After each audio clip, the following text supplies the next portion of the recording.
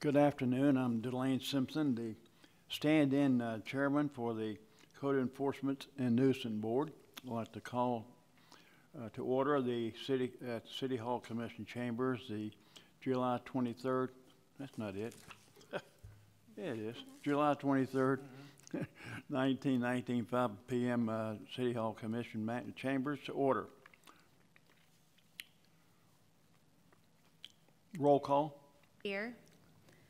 Simpson. Here. Dearbone. Eggleton. Thomas. Here. At this time, do we need to swear in our new member, or should we Do that first. go to the next Absolutely. thing? Mr. Mayor? Thank you, Mr. Simpson. Appreciate being here. Excited to see a new member. Ms. Frida Eggleton has joined us tonight, taking place of Jerry Wilder, who passed away last time. I'm going to miss him greatly, but we look forward to Ms. Eggleton's participation. So if you wouldn't mind not laughing at me when we get to the second half of this oath, but would you mind standing up and raising your right hand?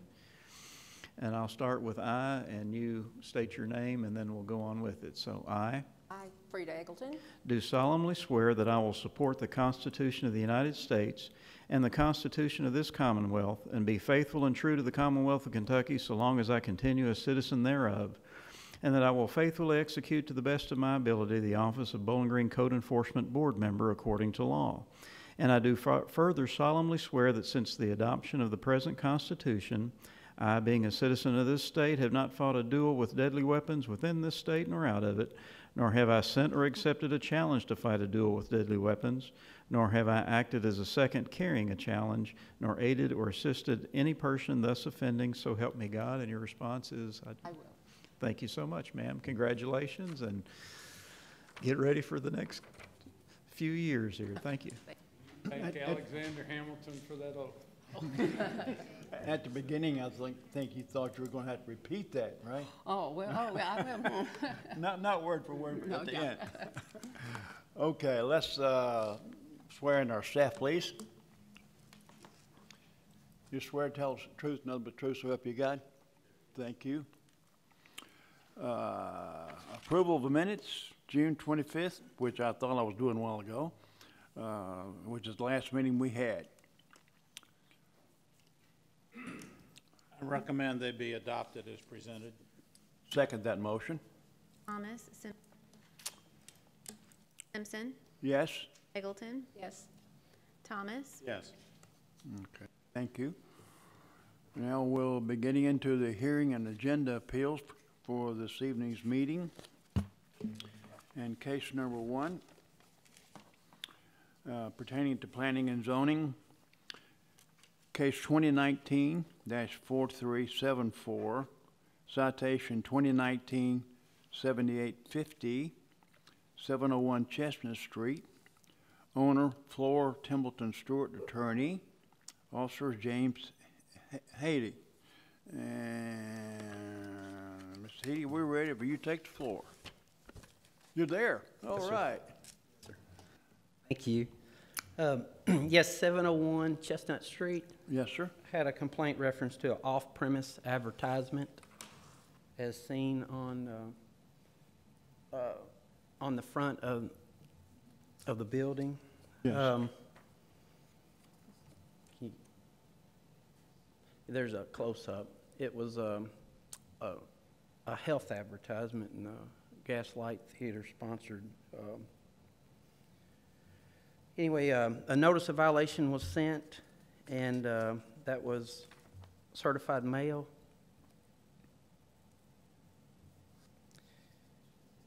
And still the sign was up, so a citation was issued in May of 30th, 2019.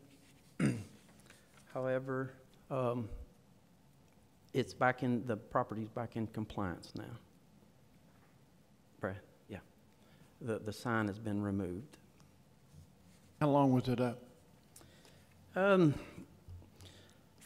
my first inspection was March 22nd of 2019, and let's see.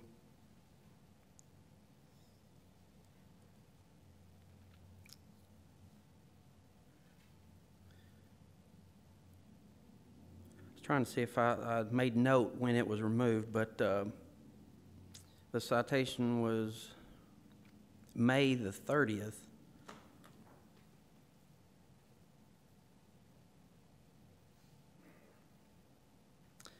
It was sometime the beginning of June. I didn't make note of. James, No, I do know. It's, I'm sorry, on that last slide up there, June the 13th, 2019, property back in compliance. So from March 22nd to June the 13th. Okay.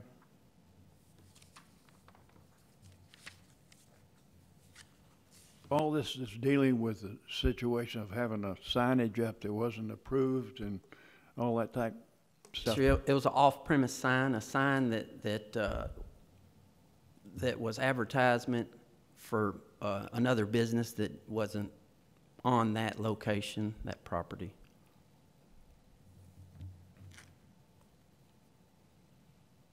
Questions? Sign has been removed. Yes, sir, it's back in compliance. I need some more information, just a minute. Is this dealing with signage that shouldn't be up there, and the signage in this particular case is pertaining to an agency or that needs help advertising and that type of stuff, and Mrs. Stewart's company paid for this and put it up and all that type of stuff? I'm not familiar with maybe who paid for it, but it was a health sign, and that's a theater business. Could you show it again? Yeah.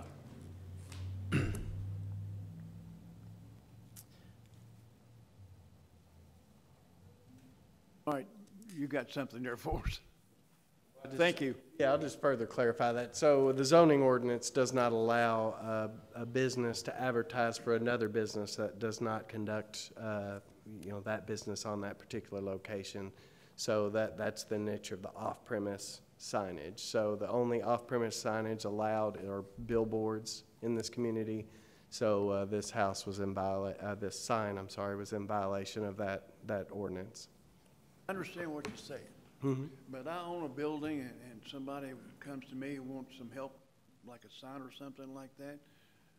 Am I, the owner, expected, I'm being serious now, expected to know where to go to find out if I can do a sign or not do a sign? Yes, because a permit is required for virtually every sign type. So when you went to apply for that sign permit, all the review agencies, including us, would have that opportunity to review that. And so you would find out at least that point if you didn't know otherwise. Have the specific wording of the ordinance that addresses that? Probably it's on the citation. Click two more. Probably a little easier to look.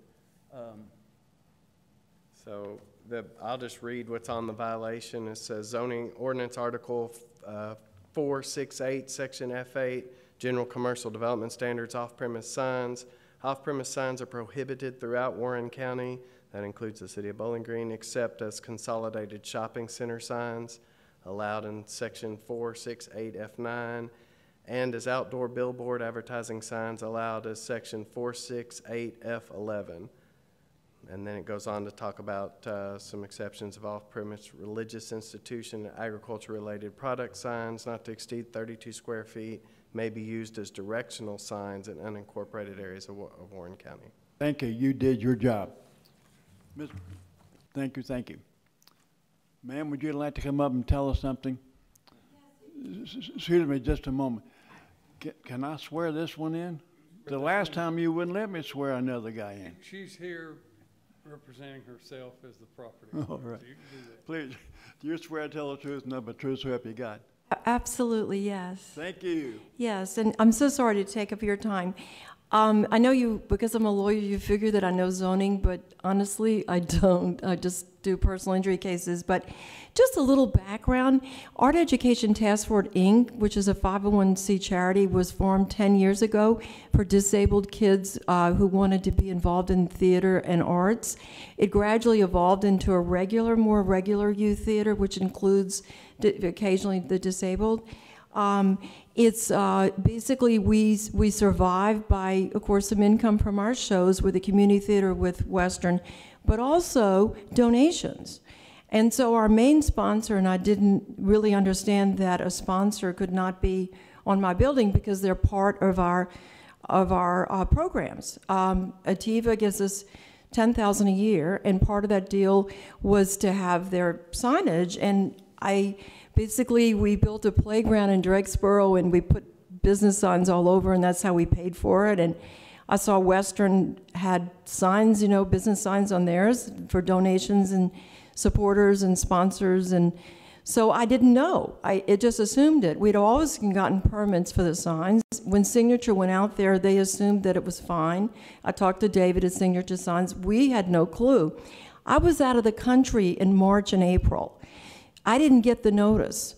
I got it. The minute I got it, I called within a day or two. I didn't even know what they were talking about. I'd never read the ordinance. And I read it. I'm going, wait, it is part of our organization. And I guess that's because you can't survive without as a charity without sponsors. And a lot of times those sponsors are recognized in all sorts of ways. Of course, immediately I took it down as soon as I realized that it could be in violation. And I'm very sorry for that. But basically, they're our sponsor, and they're one of our main ways that we survive as a youth theater, as a charity. And it just seems a little different with a charity over a profitable business. I donate the property to BG on Stage. But I appreciate so much your taking my time. We thank you. Any comments? Board? We hope you continue to do that. We do. And we appreciate it. And you might help our other people when they come back again to tell them to read about the signs. I have a motion unless someone else does. I'll make it. Do it. Okay, I'd like to make a motion to dismiss the citation and the fine in the amount of $100 immediately. I agree. Second? Thomas, Simpson, Yes. Simpson, Yes. Eggleton, Yes. Thomas. Thank you, ma'am. And I've never seen an attorney come in and use the word assume. A couple times she did that. Can you do that? That's why I said she was here on her own. Thank you, ma'am. Thank you so much. And thank you, staff. Did the right thing. All right. I'm not sure I did, but you all did.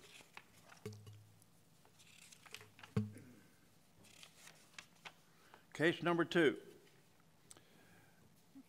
Case number 2018-8165, 0 Fields Drive, owner Simmons Properties, Officer James Haley. You again.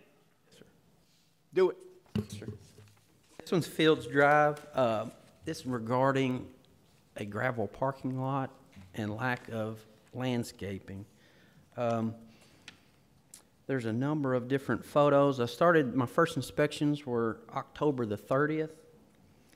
And there you'll see it's just a vacant lot. However, it's a additional lot for a business, but it's gravel. I sent a notice of violation in November. In December, there's a few more photos of the gravel lot. Ended up with the first citation going out December the 11th, and that was the first offense. The second citation was February the 4th for the second offense. And then the third citation was April the 18th. I'm sorry, April the 18th.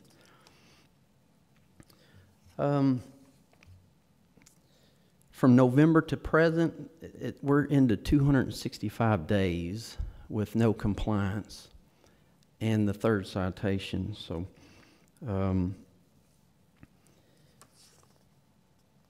I went out the other day, July the 22nd, and it still looks the same, a vacant lot with gravel and lack of landscaping. What's the nature of the problem with the gravel? Yes, our ordinance requires a paving. It can't be just gravel. It's drives, parking areas must be paved with concrete or asphalt or pavers. That lot, it's overtime is the business, and actually they needed additional parking. So there's different options that I'd approached them with, not just the paving part, but they can have some shared parking with some of there might be different times, like there's a daycare, and they operate during the day. So there was different options, but for right now, the unpermitted gravel per our ordinance needs to be paved or concreted. I go to that place, I've been there a couple of times to eat. And that gravel place back there has been there for a long time. I'll address that. So this even predates my time at the Planning Commission. It's been going on for almost 8 years trying to get this into compliance. The original development plan that was approved, which I think was 2008 timeframe, included the paving and landscaping in compliance with the ordinance, but it was never done. There has never been a paving permit pulled, obviously, because they've never paved it. So they've just been out of compliance for that amount of time. Who owns that property? Does Mr. Simmons own that? So do they own that whole complex of buildings there, State Farm, and own that one? I don't believe so. I think they just own the overtime proper, if you will, that's currently paved with the business, and then their property jumps over to this. They have plans in the works. I guess both the previous owner and the current owner was to try to develop that as multifamily, but that's the same answer every year for 8 years, as we're fixing to do something. And Way back when, the owner had an archery range or something in that building, which is now overtime. Mm-hmm. And that part behind it was not developed. It was just that building for whatever. And since that time, overtime was completely renovated building-wise. And another building or two, which I think now houses State Farm, was put in the back. So they're different owners. What I'm seeing right now is we got a parking lot out front, we got overtime, we got a building or two here that is not a restaurant, and then there's additional parking lot back there. On the right-hand side, from where I'm looking at, that's why they requested additional parking back there, and that was several years ago. And for some reason, the owner have just elected not to. Okay, thank you. Any questions?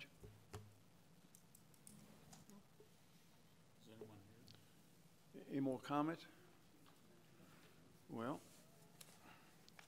and they elected not to come today? The appeal process for each of those 3 citations was for 7 days.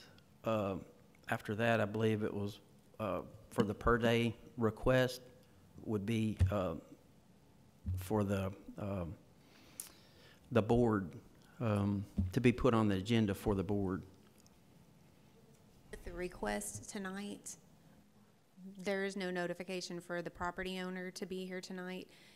When and if the citation for the per day fine, if it's approved tonight and they go forward with the per day fine citation, they have the opportunity at that time, the property owner has the chance to appeal that citation, and then they would have their chance to come in front of the board to speak to you all about the matter. Scenario would be right now, if we elect to do a per day fine, we do that. You then notify the. It's a citation. They would go and issue a citation. This is just a pre-approval.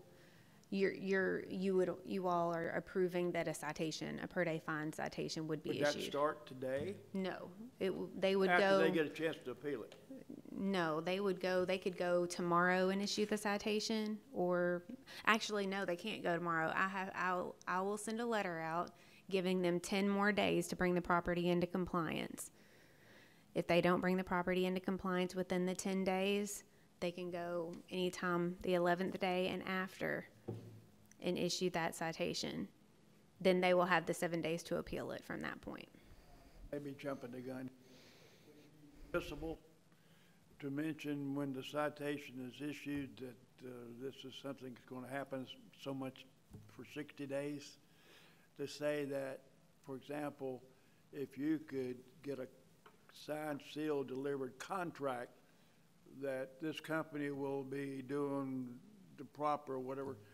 Okay. Is that something we could do?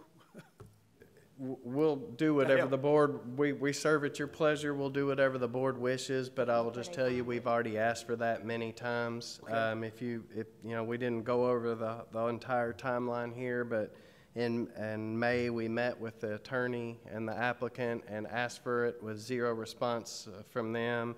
And then just going back in time, we've had contact with them both face-to-face and phone and email on many different occasions, asking for at least a plan, and we can't even get a plan out of them. That's what I wanted to hear, folks. You did your job. Thank you. Mr. Chairman, Yes, sir. per day fine would only run 60 days. That's as far as. Maximum, okay. Okay. When would it start? Well, I think we could decide tonight in your motion if you wanted to give them a few days for it to start. Well, 10 days? Well, the letter that I will send out will give them 10 days, and it's going to explain the process for the per day fine. It's going to explain how much that per day fine is, and it's going to explain how long that per day fine will run if they don't bring the property into compliance before the 60 days is up. So it's going to explain all of that, and it will explain that also in the citation when they decide to issue it. So on the 11th day after that letter has gone out, they can issue the citation. Work days or total days? Total days. He's figuring. I'll send my letter out tomorrow. So if we could set that as the 5th of next month, that's a Monday, that gives them a little more than 10 days? Or do you have to stick with 10 days? They can issue that citation anytime after the 10 days has passed from the letter I send. So if we made it on the 5th? That's fine. Yeah. Okay, I make a motion that we go ahead with the mechanics of citing them and assessing them a per-day fine of $100 to start, I guess, on the 5th of next month. I second that motion. I need to know how long you want that to run. For a period of 60 days. Thank you. Thomas, Eggleton, Yes. Simpson, Yes. Eggleton, Yes. Thomas. Yes.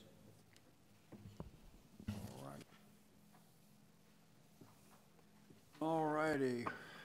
We'll make sure I get the right papers here. Don't confuse me. All righty. Dude, you got mine? Have you got mine there? Thank you. No other business. Any comments or announcements? Any comments or announcements? I want to thank you, sir, for being with us this evening. We always appreciate you showing up. Entertain a motion for adjournment. So moved? Second. Eggleton, Thomas, Simpson, Yes. Eggleton, Yes. Thomas. Yes. Thank you, folks. Thank you, thank you, thank you.